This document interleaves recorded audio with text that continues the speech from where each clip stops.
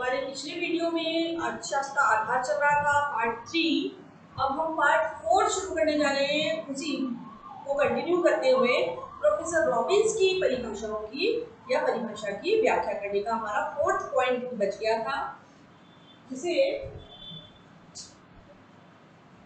3 point हमारे हो गए थे बच्चों, जिसके अंतर्गत हमने ये देखा कि उन्होंने अपने फर्स्ट पॉइंट में क्या बताया था कि मानव की जो आवश्यकताएं हैं वो अनंत और असीमित है। ठीक है। दूसरे में ये बताया था उन्होंने कि मानव की आवश्यकता की पूर्ति के लिए जो साधन सीमित है उनके मध्य क्या होती है, उनके मध्य मनुष्य को चुनाव करना पड़ता है। दूसरी चीज।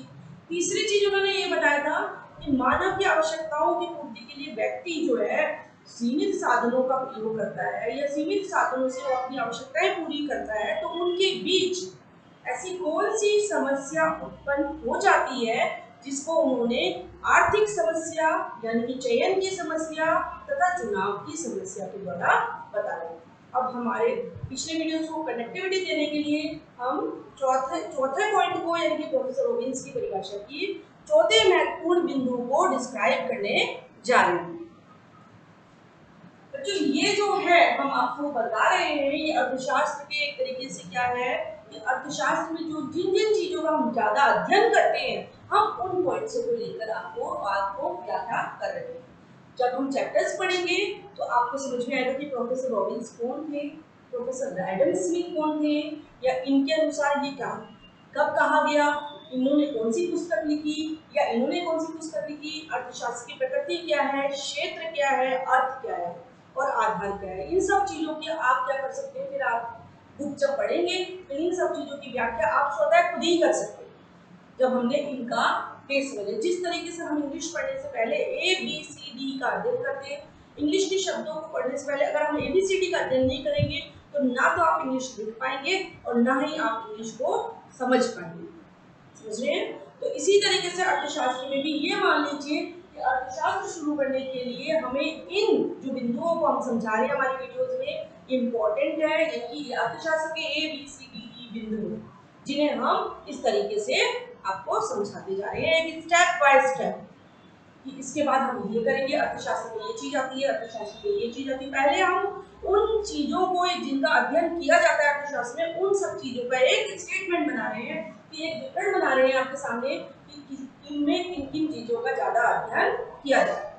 तो हम बच्चों चौथे पॉइंट को कंटिन्यू करते हुए ये बताएंगे कि अर्थशास्त्र में जो रॉबिन्स की जो चौथा पॉइंट था वो ये था आवश्यकताओं में।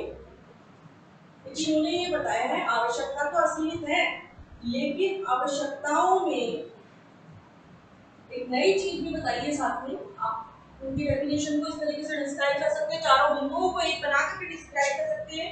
हमने उनके बिंदुओं को अलग अलग बताया है। आवश्यकताओं की तीव्रता में भी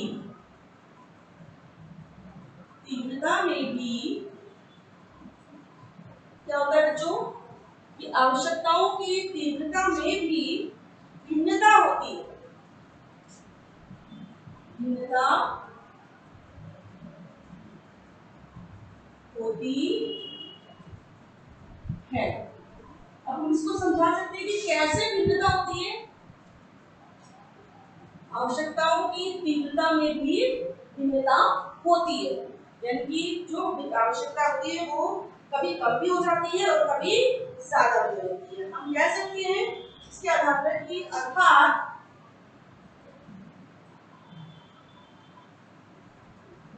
मनुष्य की आवश्यकता या आवश्यकताएं मनुष्य की आवश्यकता या आवश्यकताएं की तीव्रता एक समान नहीं होती, एक समान नहीं होती है।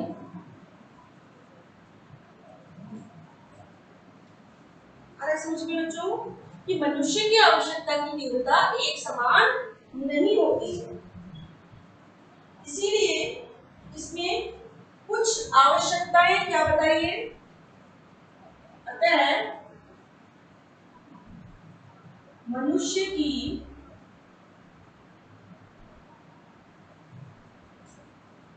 कुछ आवश्यकताएं, इसीलिए मनुष्य की कुछ आवश्यकताएं अधिक तीव्र होती हैं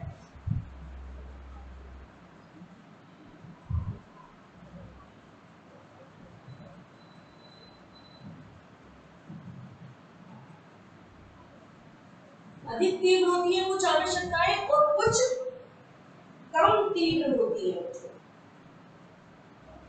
और कुछ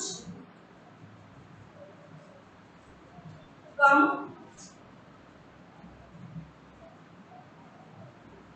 तीव्र। ये चीज समझ में आई कि हमने इसको समझाया आवश्यकताओं की तीव्रता में भी भिन्नता होती है। भिन्नता किस तरीके से कि कुछ मनुष्य की कुछ आवश्यकताएं अधिक तीव्र होती है और कुछ कम तीव्र होती है। यानी कि हम देख सकते हैं कि व्यक्ति की जो आवश्यकता है उसमें तीव्रता देखते हैं, तेजी देखते हैं कि उसकी ये पहले नीड उसको पूरा करना है, उसके लिए जल्दी तेजी से इसको पूरा करना है, वो उसको बोलते हैं हम तीव्र। इसी तरह से हम इसके बारे में ये भी कह सकते हैं आवश्यकताओं की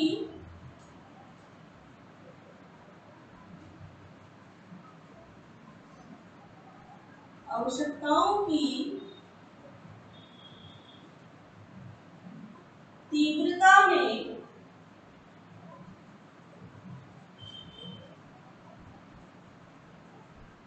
भिन्नता होने के कारण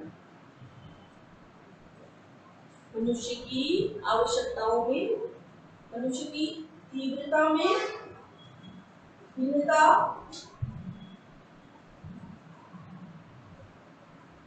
होने के कारण क्या चीज उत्पन्न हो जाती है? जो हम बता रहे हैं उनके बीच तीव्रता और भिन्नता होने के कारण उनके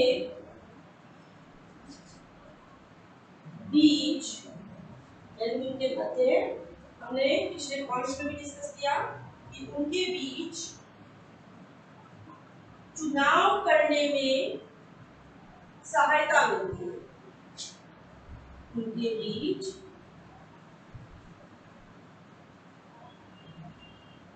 चुनाव करने में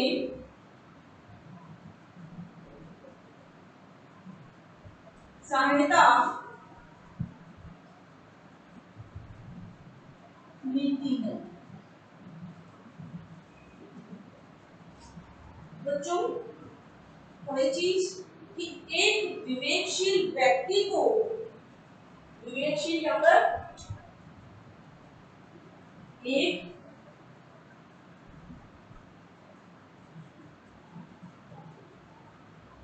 विवेकशील व्यक्ति यानी कि अपने स्वयं विवेक से, अपनी बुद्धि से व्यक्ति खुद निर्णय लेता है, उसे हम बोलते हैं विवेकशील। एक विवेकशील व्यक्ति को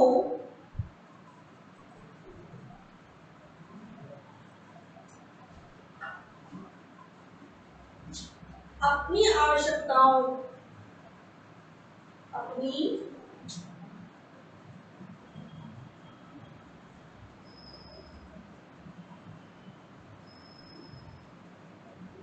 आवश्यकताओं की प्राथमिकता, यानी कि पहले मैं कौन सी आवश्यकता को पूरी करूं, प्राथमिकता दूं कि इसको पहले करूं और उसको बाद में।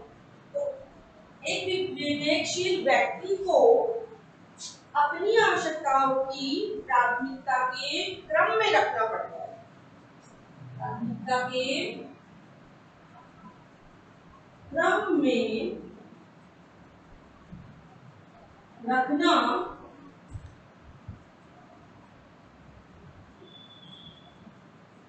पड़ता है।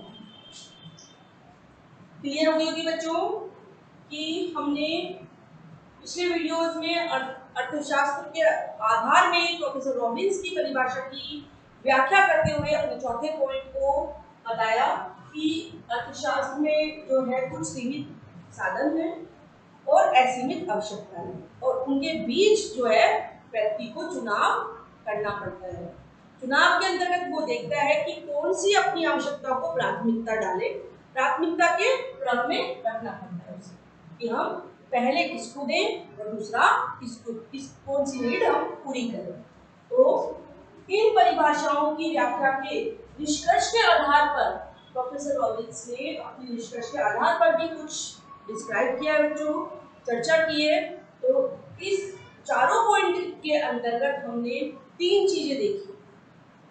एक तो सीमित साधन, असीमित आवश्यकताएं और दूसरा साधनों का वैकल्पिक प्रयोग जिसके कारण चुनाव की समस्या उत्पन्न होती है। तो यही कंक्लूजन निकला। तो हम इनके आधार पर ही बता सकते हैं।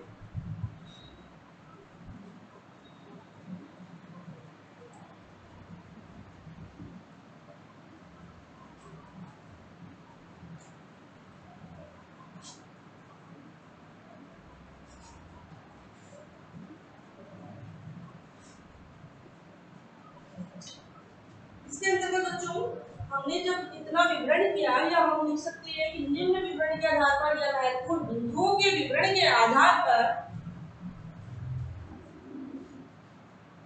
इन महत्वपूर्ण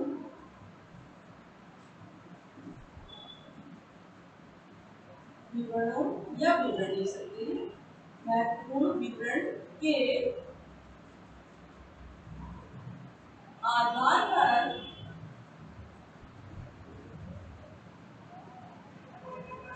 क्या निष्कर्ष निकलता है या क्या अध्ययन कर सकते हैं हम उसके बारे में हम बताएंगे बच्चों। आधार पर यह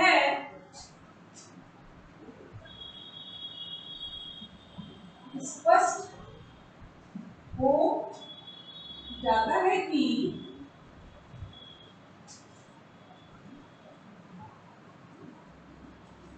क्या स्पष्ट हो रहा है बच्चों कि असीमित आवश्यकताओं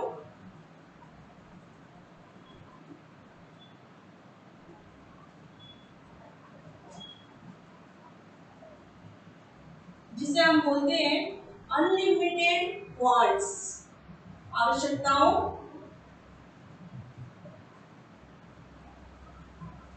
दूसरी असीमित आवश्यकता के बाद हमने क्या देखा तथा सीमित तथा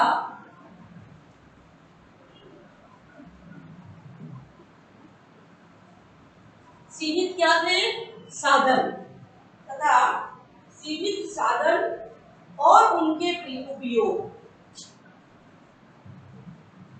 सीमित साधन और उनके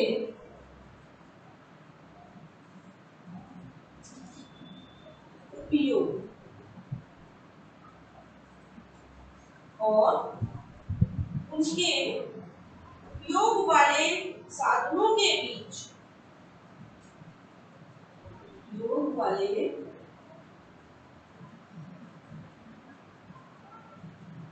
साधनों के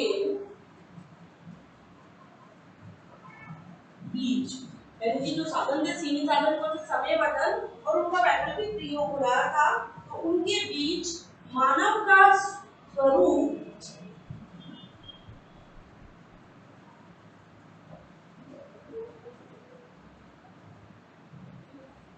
उनके बीच मानव का स्वरूप चुनाव करने या निर्णय करने का होता है। चुनाव करने या निर्णय करने का होता है।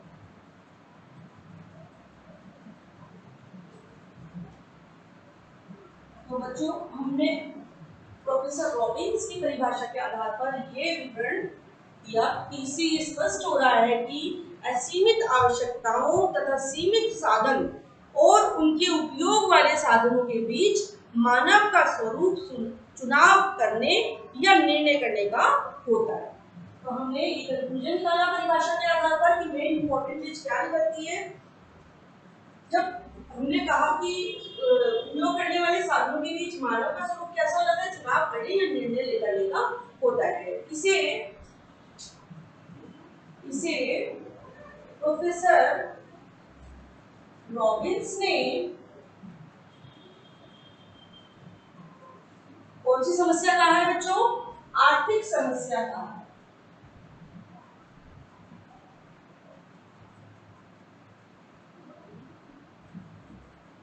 आर्थिक समस्या कहा। तो हमने इनकी परिभाषा के महत्वपूर्ण बिंदु पढ़े बच्चों। 4 महत्वपूर्ण बिंदु पढ़ने के बाद हमने इसको स्पष्ट भी किया कि हम कौन से कंक्लूजन पे पहुंचे। रॉबिन्स ने अपनी परिभाषा की व्याख्या 4 बिंदुओं के आधार पर की, लेकिन साथ में हमने उसके आधार पर यह भी स्पष्ट किया कि उन्होंने किस चीज को महत्व दिया, सीमित आवश्यकताएं और सीमित साधन और इनके बीच हम क्या कर रहे हैं, चुनाव कर रहे हैं, यानी कि चयन कर रहे हैं इन समस्याओं के बीच में। तो इस समस्या को क्या कहा गया है प्रोफेसर रॉबिन्स द्वारा? आर्थिक समस्या कहा गया है। बच्चों इनके द्वारा कुछ ऐसी पॉइंट्स, महत्वपूर्ण बिंदु जिनको हम बता रहे हैं कि अर्थशास्त्र में प्रोफेसर रॉबिन्स ने जो नया दृष्टिकोण दिया, उस संदर्भ में हम उनकी लिखित पुस्तक को भी बताने जा रहे हैं कि उन्होंने कौन सी ऐसी पुस्तक लिखी और कब लिखी।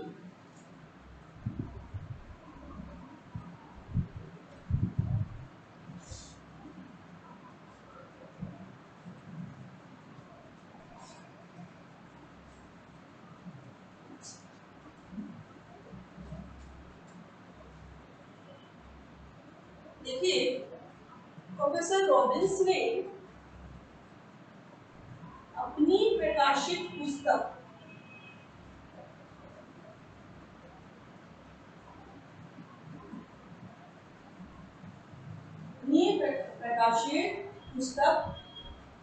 जिसे कब प्रकाशित हुई थी, 19 सबसे इंपॉर्टेंट चीज ध्यान रखना बच्चों कि 1932 उन्होंने कब प्रोफेसर एडम स्मिथ के द्वारा कौन सी पुस्तक प्रकाशित की गई थी, हमने पिछले वीडियो में बता दिया। और कब की गई थी, 1776। और इनका डेट जो है वो 1932 में इनकी पुस्तक प्रकाशित की गई। अब उस पुस्तक का क्या नाम है बच्चों? देखिए उन्होंने अपनी पुस्तक का नाम लिखे एन एस्से, यानी कि इसको आप हिंदी वर्ड्स में भी लिख सकते हैं। हमने पिछले वीडियो बताया था कि कैसे हिंदी वर्ड्स में लिख सकते हैं।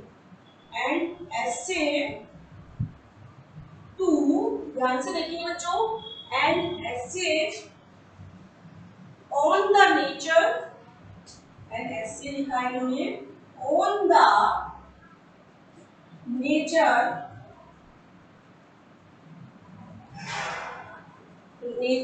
And significance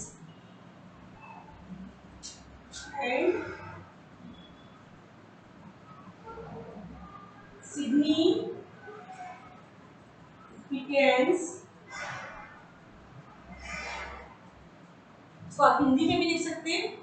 N essay on the nature and significance of economic source of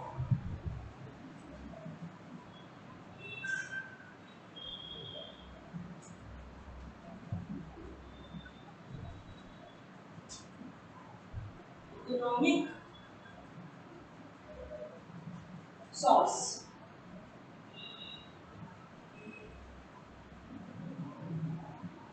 ये इनकी पुस्तक थी बच्चों जो इन्होंने लिखी कि an essay on the nature and significance of economic source, जिनके अंतर्गत उन्होंने व्यक्ति के स्वभाव के बारे में बताया कि मानव की जो प्रकृति है वो क्या होती है, असीमित आवश्यकताएं होती है। मानव की प्रकृति के अंदर मानव का स्वभाव है कि जब एक आवश्यकता उत्पन्न होती है उसके बाद वो तुरंत दूसरी आवश्यकता उत्पन्न करता है। तो उन्होंने मानव अर्थशास्त्र को धन का विज्ञान यानी कि धन पर अधिक जोर ना देकर के व्यक्ति की आवश्यकताओं पे अधिक जोर दिया और धन यानी कि सीमित साधन और आवश्यकताओं के मध्य उन्होंने संबंध स्थापित करने का अपनी पुस्तक में प्रयास किया है। तो इसीलिए हम कह सकते हैं कि अर्थशास्त्र में प्रोफेसर रॉबिन्स ने अपना एक नया दृष्टिकोण दिया, अपने विचारों से, अपने बुक्स के माध्यम से, यानी कि अपनी प्रकाशित पुस्तकों में उन्होंने इस चीज को बहुत अच्छे से डिस्क्राइब किया। तथा इन ऐसे बहुत से अर्थशास्त्री हैं जिन्होंने फिर बाद में इनके दृष्टिकोण को अपनाया और इनके दृष्टिकोण से ही यही कहा जाता है कि अर्थशास्त्र विकासशील शास्त्र है। बच्चों, इसके अंतर्गत हमने प्रोफेसर एडम स्मिथ और प्रोफेसर रॉबिन्स दोनों को समझा। दोनों के समझने के बाद हम एक इम्पोर्टेंट बात पर आए, बहुत इम्पोर्टेंट है कि अब हम ये बता सकते हैं कि हमने दोनों की तुलना कर ली है। दोनों की तुलना में प्रोफेसर एडम स्मिथ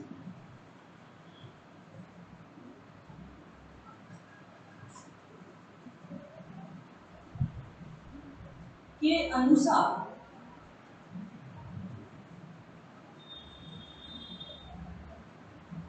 क्या चीज है इम्पोर्टेंट, प्रोफेसर एडम के अनुसार अर्थशास्त्र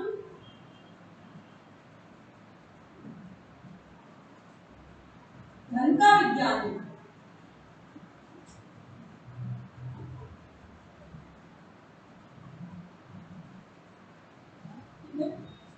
हमने ये कर लिया था।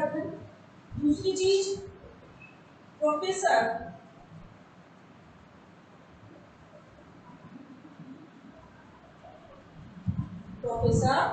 रॉबिन्स के अनुसार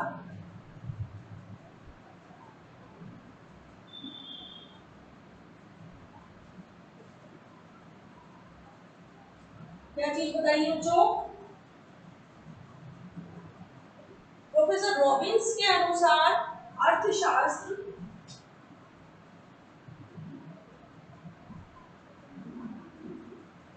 मानव का विज्ञान है।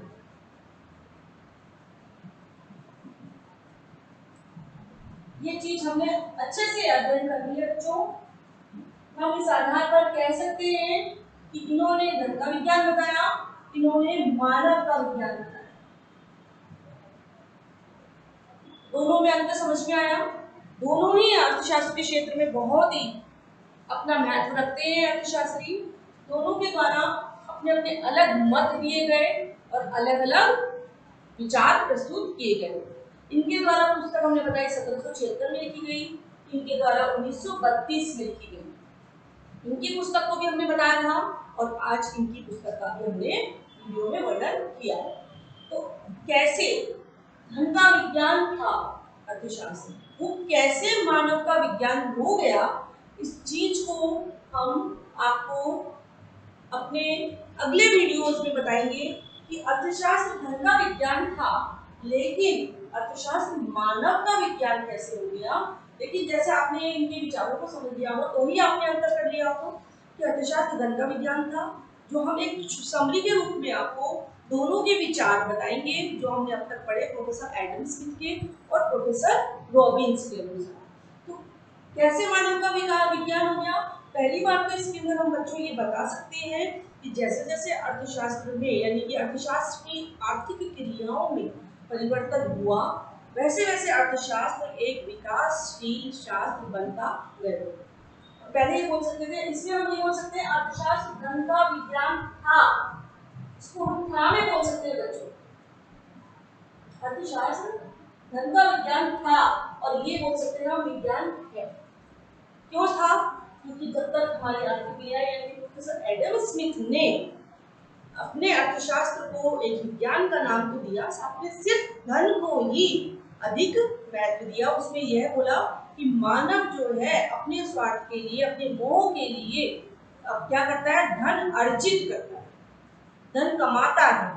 सिर्फ उसको, इनके साथ साथ कुछ और अर्थशास्त्रियों ने भी इनको यही कहा कि केवल अर्थशास्त्र को एक धन का विज्ञान देकर के ही बात या विचार प्रकट किए। लेकिन रॉबिन्स के अनुसार इन्होंने नए दृष्टिकोण दिए, इन्होंने अपने परिभाषाओं को भी इस तरीके से समझाया, इस तरीके से रखा, जिससे कुछ अर्थशास्त्री या संस्थावादी मानने लगे कि अर्थशास्त्र मानव का विज्ञान है। मानव का विज्ञान की पहले इन्होंने क्या चीज प्राथमिकता दी, मानव की आवश्यकताओं को प्रेफरेंस दिया बच्चों, कि मानव की आवश्यकताएं बहुत असीमित होती है, उनको पूरा करने के लिए धन एक माध्यम है, एक सोर्स है। आया समझ में? धन ही सब कुछ नहीं है, धन तो एक माध्यम है जिसके द्वारा व्यक्ति अपनी आवश्यकताओं को पूर्ण करता है। वो बात अलग है कि हमारे पास साधन या धन कम है, वो बाद में है, लेकिन इन्होंने अपने विचारों में सबसे इम्पोर्टेंट ये बताई। तो मानव का विज्ञान कब बन गया? जैसे जैसे अर्थशास्त्र विकासशील शास्त्र बना, परिवर्तन होता गया, तो अर्थशास्त्र में भी नए नए दृष्टिकोण आए, नए नए विचार आए, उनको ध्यान में रखते हुए अर्थशास्त्र मानव का विज्ञान बन गया। अब हम क्या कह सकते हैं कि अर्थशास्त्र जो है धन का विज्ञान ना होकर के क्या है, ये तो नहीं बोलेंगे ना है, लेकिन ये बोलेंगे अर्थशास्त्र धन का विज्ञान था, लेकिन अब मानव का विज्ञान है। तो कैसे है, हम इसका डिस्कशन आपको अगले वीडियो में बताएंगे बच्चों। एक एक पॉइंट को लेकर के अर्थशास्त्र धन का विज्ञान है, उसको पहले डिस्क्राइब करेंगे, फिर प्रोफेसर रॉबिन्स के अनुसार मानव का विज्ञान है, तो इसके आधार पर हम डिस्क्राइब करेंगे। जब हम दोनों को डिस्क्राइब कर लेंगे तो आपको अर्थशास्त्र के जो आधार हैं वो अच्छे से समझ में आ जाएंगे। तो हम बता सकते हैं कि अर्थशास्त्र का आधार ही हमारा चल रहा है, उसके आधार पर ही हमने दोनों अर्थशास्त्रियों की विचारों को प्रकट किया, अध्ययन किया और उनके बारे में चर्चा की। तो आपको अब तक के अपने इस वीडियो तक, यानी कि पार्ट 4 तक आपको ये चीज समझ में आ गई होगी अर्थशास्त्र के आधार कि हमने दो आधार लिए थे, दो आधारों को इस तरीके से एक एक पॉइंट लेते हुए हमने समझाते हुए हमने प्रोफेसर एडम स्मिथ को ऐड करा और प्रोफेसर रॉबिन्स के विचारों को ऐड किया। इनके विचारों को रखते हुए, वैसे तो आपकी पुस्तक में बहुत सारे अर्थशास्त्री हैं जिनका, जैसे मार्शल, इनका भी बहुत बड़ा सहयोग है अर्थशास्त्र में, और हमारे जेके मेहता, आधुनिक जो विचारवादी अर्थशास्त्री हैं वो कुछ अलग है। यानी कि कैसे कैसे परिवर्तन आता गया, हमने 1932 तक ये बताया कि ये परिवर्तन बहुत अलग था, तो हमने केवल इनके विचारों को ही यहाँ पे आपको बताया है। क्योंकि प्रोफेसर एडम स्मिथ, अगर कोई डेफिनेशन आती है कि अर्थशास्त्र धन का विज्ञान है, किसने कहा था, धन नाम आते ही आपको उनको एडम स्मिथ से जोड़ना है। यानी का तात्पर्य कि जहां पर धन का नाम आएगा वहां पर हम एडम स्मिथ करते हैं, क्योंकि एक प्रोफेसर एडम स्मिथ ही था जिन्होंने अर्थशास्त्र को धन से जोड़ा था। यानी कि धन में व्यक्ति जो है धन को अर्जित करता है। अर्थशास्त्र आर्थिक क्रियाओं से संबंधित बताया, आर्थिक क्रियाओं में केवल धन को ही बताया उन्होंने, मेन जो केंद्र बिंदु रहा उनका सिर्फ धन था। इसमें प्रोफेसर रॉबिन्स ने अपना जो केंद्र बिंदु है वो मानव व्यवहार बताया। मानव व्यवहार को धन से संबंध स्थापित करने का इन्होंने अपने अर्थशास्त्र की पुस्तकों में प्रयास किया है, जिसको हमने अभी आपको इस बुक का नाम भी बताया है कि किस तरीके से इन्होंने अपनी पुस्तक प्रकाशित की, और उसका नाम जो है वो हमने आपको बताया। तो इसी तरीके से बच्चों ये कह सकते हैं कि इन दोनों ने बहुत ही अच्छे 19वीं शताब्दी आते आते अर्थशास्त्र में जो परिवर्तन हुआ वो इस तरीके से परिवर्तन हुए कि कुछ अर्थशास्त्री आए, उन्होंने अपने अपने नए नए दृष्टिकोण रखे, उन दृष्टिकोण के आधार पर ही अपने व्यवहारों का वर्णन किया या अपने व्यवहारों को अध्ययन करने के लिए अपनी पुस्तकों में उनका वर्णन भी किया। तो बच्चों हम आपको अगले वीडियो में अपने यहाँ से बताएंगे कि प्रोफेसर एडम स्मिथ के अनुसार अर्थशास्त्र धन का विज्ञान कैसे या कैसे था।